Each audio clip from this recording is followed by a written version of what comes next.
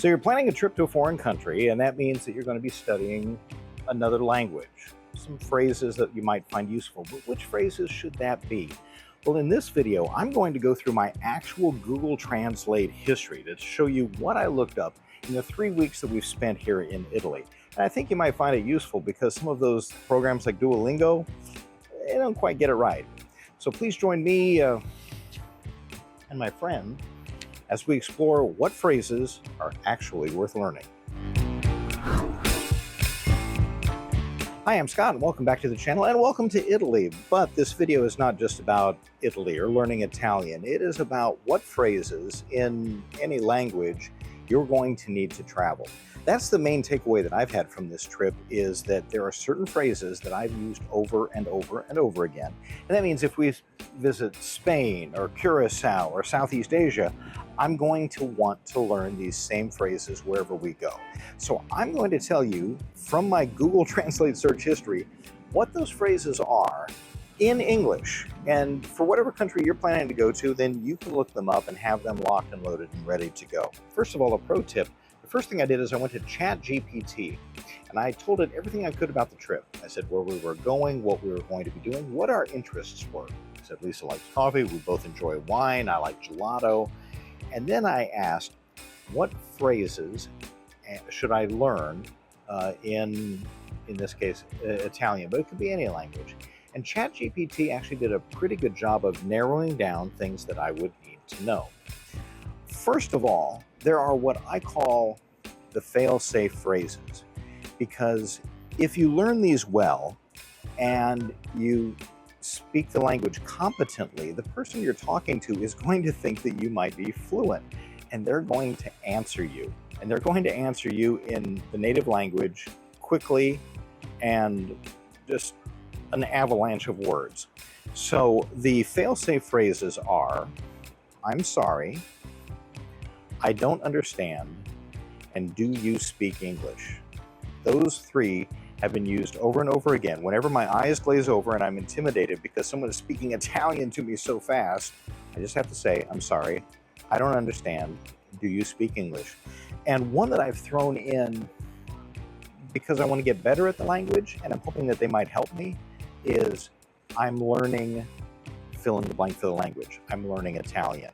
And when I say that, I'm met with some grace. People will smile and kind of help me along if they're not super busy. So once you have those in hand, now what phrases are you actually going to use? Because if you're on Duolingo, or the one I enjoyed was Memrise, I thought they did a good job, but still a lot of the phrases don't really apply to what I'm really using here. They were teaching me things like how to say, come on, and I don't need to know that. So I thought it would be useful to go through my Google Translate history and tell you the actual phrases that I use over and over. I use them so much that I needed to look them up time and again on Google Translate. So here we go. Don't forget to be polite. Please, thank you, yes, no, hello, goodbye. Those are gimmies. So much of what we did involved ordering food or groceries.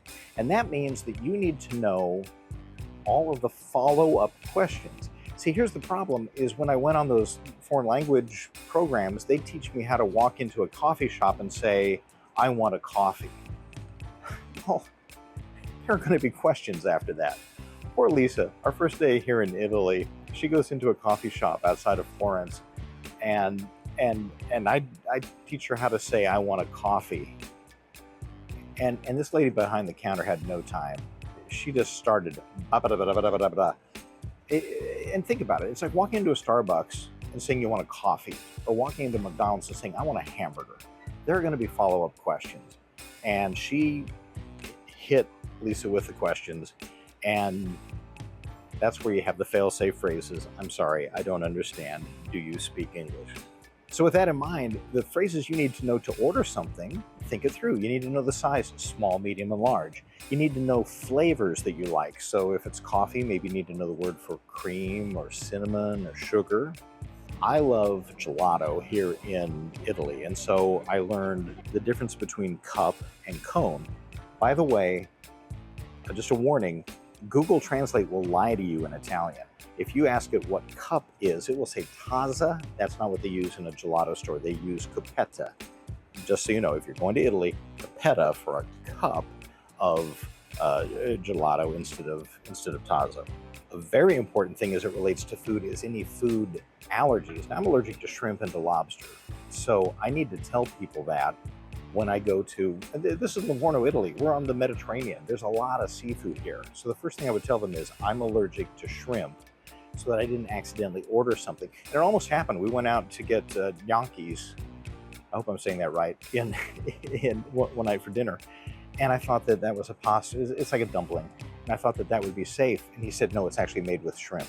So definitely learn any food allergies and learn how to tell a person any allergies that you have. I find it's very helpful in any language to ask, how do you say? That way, if you find that you're working with someone who is bilingual, you can say, how do you say strawberry? And you will learn new words that way. So that's a great phrase. I found myself saying thank you for your patience a lot because I was not speaking quickly and, there was a language disconnect there. So at the end of it, if I would say thank you for your patience, I was always greeted with a knowing smile and like, yes, of course. What is the Wi-Fi?